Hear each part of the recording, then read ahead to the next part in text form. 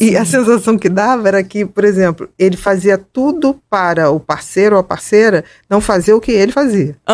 Exatamente. As medidas de contenção, de controle, era sempre para evitar uma coisa que a outra pessoa nem sabia que era possível fazer. Exatamente. Tipo assim, manter 3 relacionamentos ao mesmo tempo.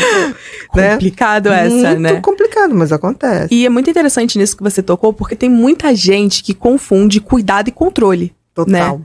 Então, às vezes é uma linha tênue ali que você não consegue perceber.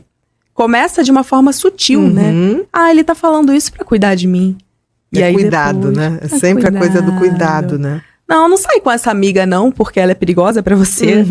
Ela é invejosa. Isso, invejosa. A maioria usa esse termo. Você não vê que ela morre de inveja por você? Não vê que ela morre de inveja? E o problema é que isso afasta a nossa rede de apoio. Com certeza. E é aquilo que eu falo. Se você torna o relacionamento a única relação da sua vida, claro que você vai criar uma dependência absurda ali. Você só tem aquilo. Você só tem aquilo, né? É a sua referência de afetividade, é aquele relacionamento. Exatamente.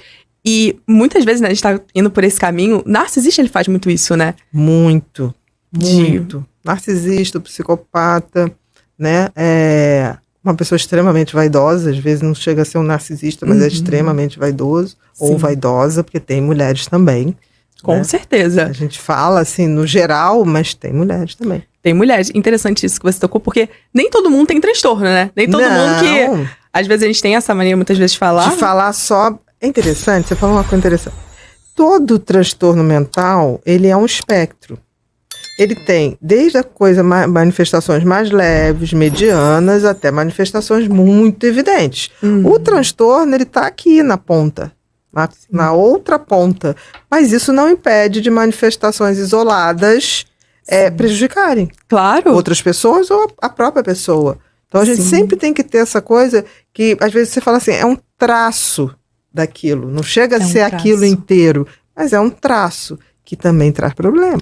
Nossa, e traz muito problema. E às vezes a pessoa ela fica, inclusive, numa obsessão. Preciso saber se ele é narcisista, se ele é psicopata.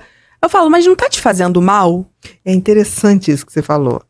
As pessoas querem uma validação externa para que elas tomem uma atitude interna. Totalmente. Isso já é o perfil da pessoa dependente.